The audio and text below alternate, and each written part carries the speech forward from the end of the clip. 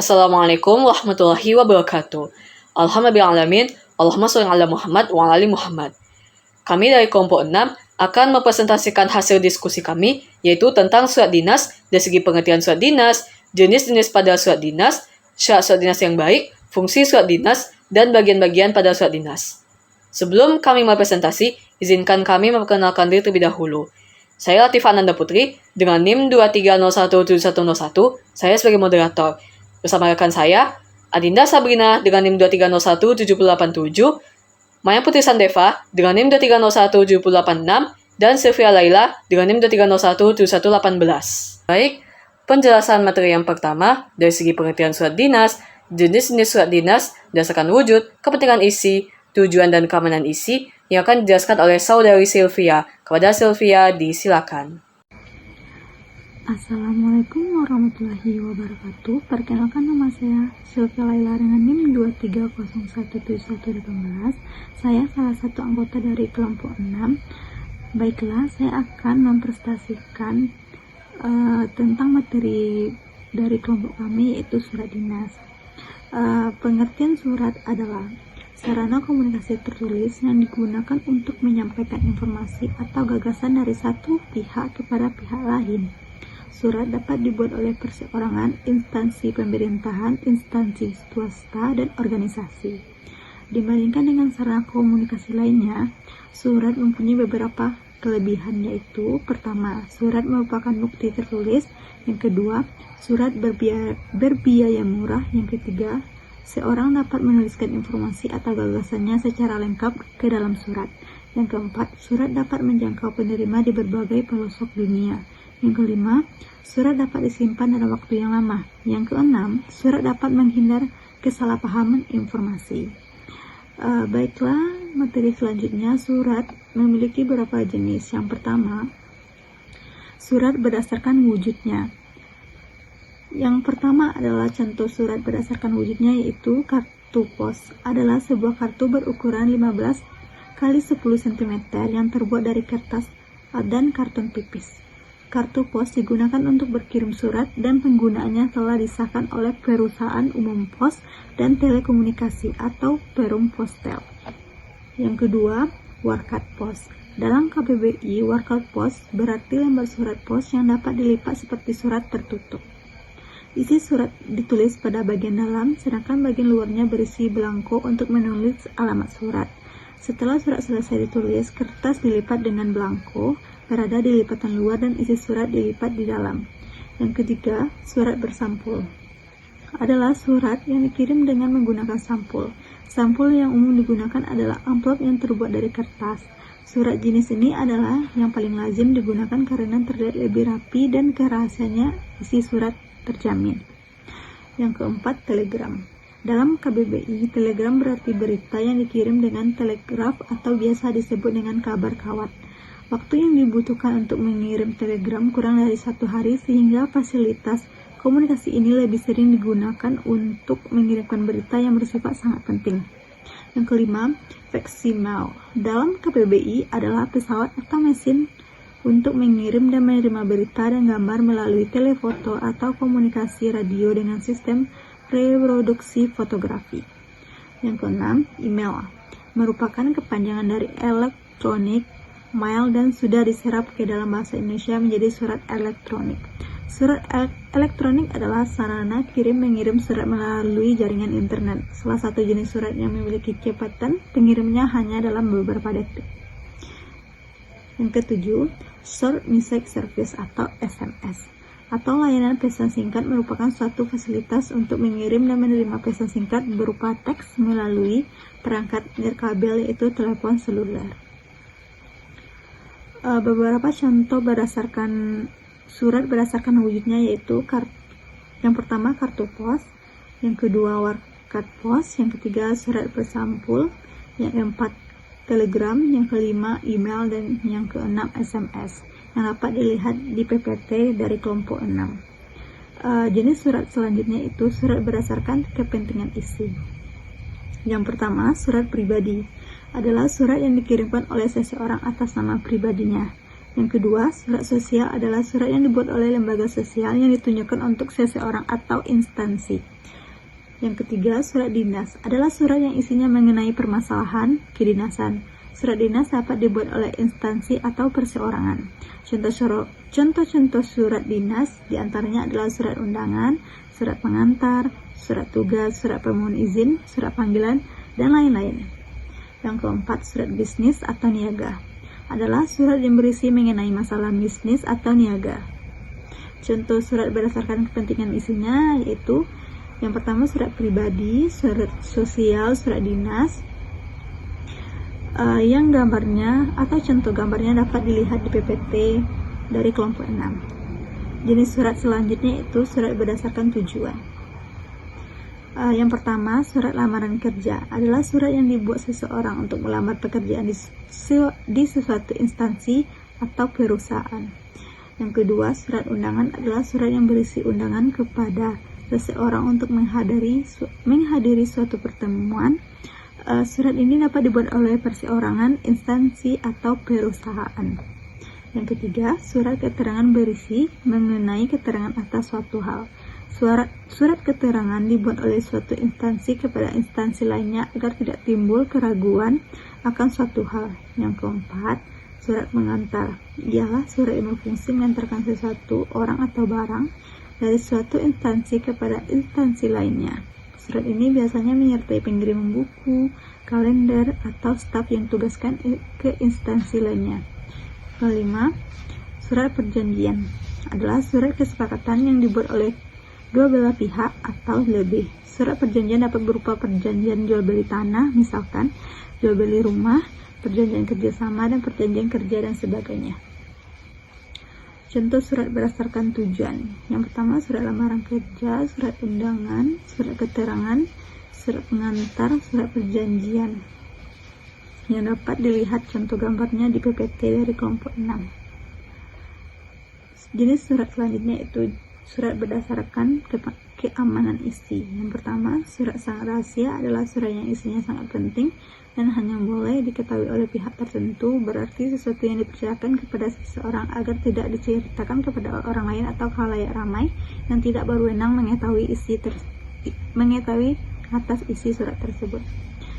Yang kedua, surat rahasia adalah surat yang berisi dokumen ringan yang hanya boleh diketahui oleh seseorang pejabat atau beberapa pejabat dalam suatu instansi atau perusahaan dan organisasi. Yang ketiga, surat konfidensial. Dalam KBBI berarti kepercayaan kepada hal-hal yang bersifat pribadi. Surat konfidensial berarti seseorang atau beberapa orang tertentu yang menyangkut surat yang isinya hanya boleh diketahui oleh beberapa pejabat tertentu. Karena pokok permasalahan surat ini masih perlu dibicarakan lebih lanjut sebelum disebarluaskan. Yang keempat, surat biasa adalah surat yang isinya tidak bersifat rahasia sehingga apabila diketahui oleh pihak lain tidak akan merugikan instansi atau suatu perusahaan atau suatu organisasi. Baiklah, hanya ini yang dapat saya sampaikan materinya dari PPT dari kelompok 6. Saya akhiri dengan Assalamualaikum warahmatullahi wabarakatuh. Baik, terima kasih kepada Saudari Sylvia yang telah menjelaskan materi mengenai pengertian surat dinas, jenis surat berdasarkan wujud, kepentingan isi, tujuan, dan keamanan isi. Materi selanjutnya, dari segi jenis surat berdasarkan ruang lingkup, jumlah pembaca, penyelesaian, dan pengertian umum yang akan dijelaskan oleh Saudari Adinda. Kepada Adinda, disilakan. Materi selanjutnya akan saya jelaskan. Sebelumnya perkenalkan, nama saya Dinda Sabrina dengan NIM 23017087. Nah, di sini selanjutnya surat berdasarkan ruang lingkup. Yang pertama ada memorandum atau memo. Adalah surat atau catatan yang singkat dibuat oleh pejabat kepada pejabat setingkat atau kepada bawahannya. Memo hanya digunakan di internal kantor. Selanjutnya ada nota. Nota semacam surat atau catatan singkat yang dibuat oleh atasan kepada bawahannya. Nota juga disebut dengan nota dinas. Yang ketiga ada surat biasa. Surat yang berisi mengenai hal-hal kedinasan dalam administrasi pemerintahan. Surat biasa digunakan baik di dalam maupun di luar instansi yang bersangkutan. Berikut ada contoh dari surat berdasarkan ruang lingkup. Yang pertama ada surat memorandum seperti ini contohnya, dan ada contoh dari nota. Nah, selanjutnya surat berdasarkan jumlah pembaca. Yang pertama ada surat pengumuman. Surat yang ditujukan untuk banyak orang di dalam suatu instansi yang tidak disebutkan namanya satu persatu. Namun demikian, tidak menutup kemungkinan pengumuman juga ditujukan kepada orang-orang di luar instansi yang bersangkutan. Yang kedua ada surat edaran. Surat edaran, surat yang berisi penjelasan mengenai suatu hal. Surat ini digunakan baik di dalam maupun di luar instansi.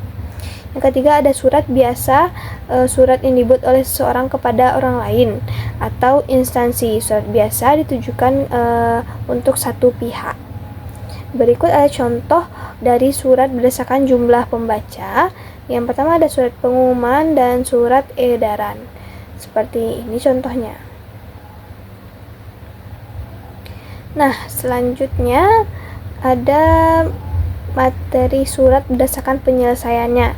Yang pertama ada surat kilat. Surat yang disampaikan segera mungkin. Surat kilat biasanya berisi hal-hal yang sangat penting atau hal yang menyangkut batas waktu, misalnya pendaftaran beasiswa. Dan yang kedua ada surat segera.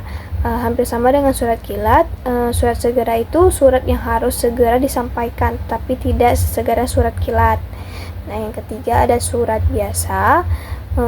Surat biasa ini surat yang penyampaiannya tidak perlu diprioritaskan.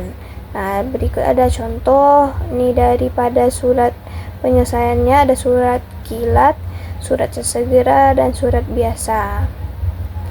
Selanjutnya ada surat berdasarkan pengertian umum. Surat pengertian umum ini ada 3. Surat terbuka. Surat terbuka ini surat yang dibuat pada bacaan umum, misalnya surat kabar. Surat ini ditujukan kepada orang tertentu, instansi ataupun organisasi. Nah, yang kedua ada surat tertutup. Surat tertutup ini surat yang isinya hanya boleh diketahui oleh penerima surat.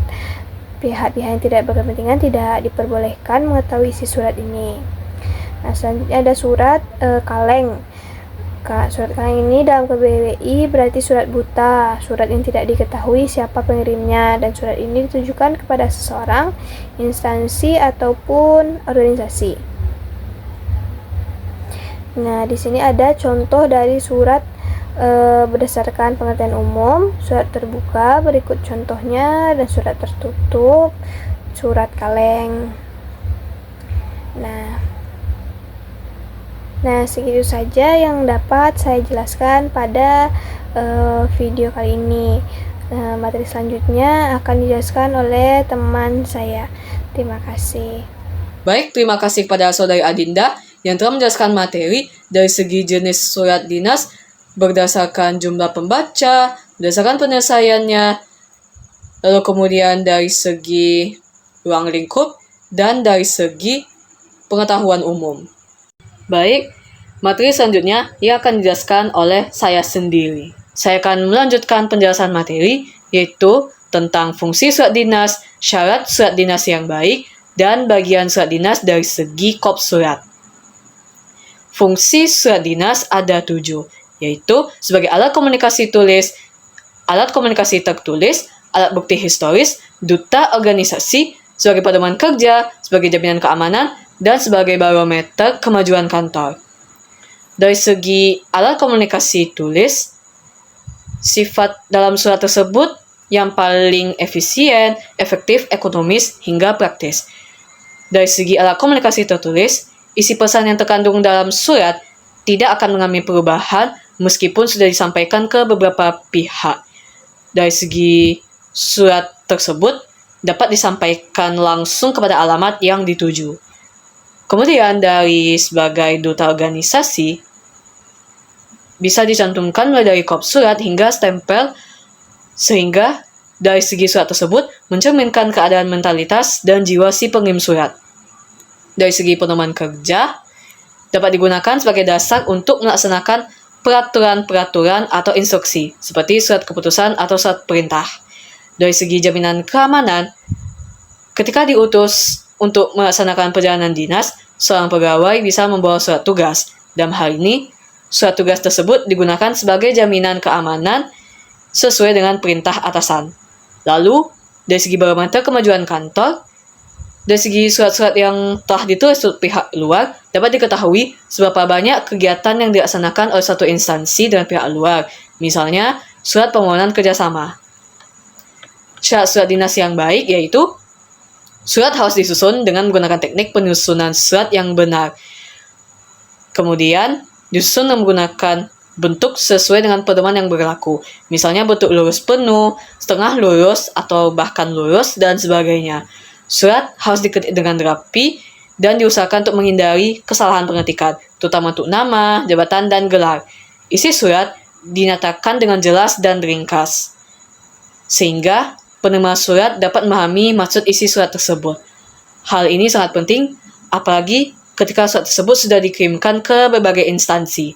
Lalu surat harus menggunakan bahasa yang baku dan sesuai dengan kaidah bahasa Indonesia, baik dari segi huruf, ejaan, tata bahasa, pemilihan kata, struktur kalimat, maupun tanda baca.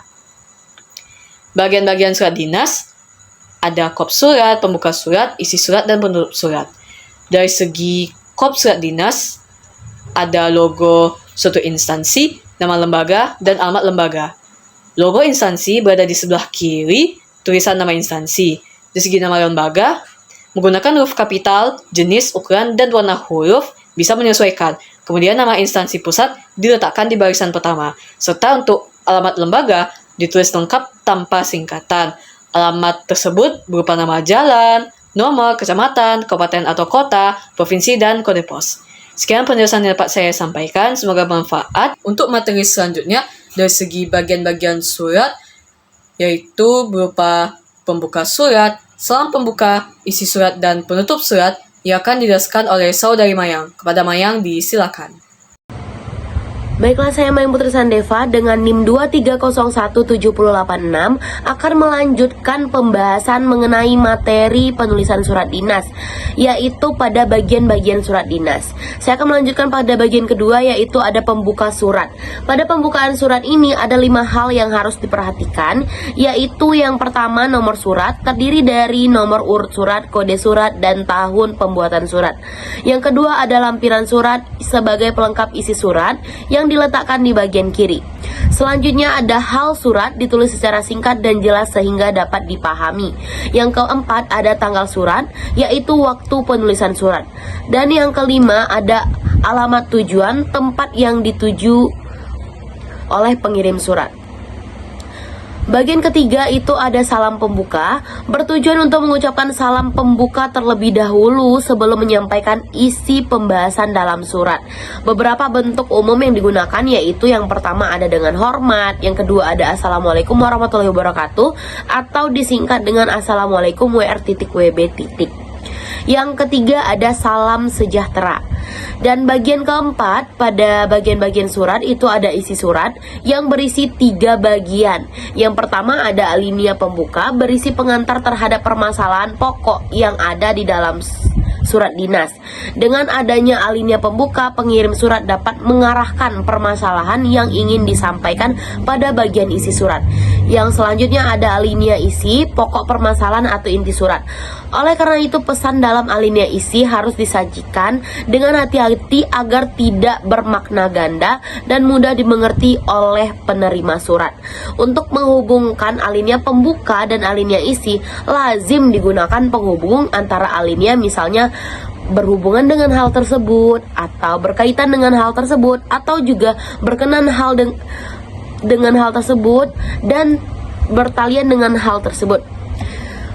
Ketiga itu alinea penutup, bagian yang berfungsi menutup pokok-pokok permasalahan disampaikan dalam isi surat.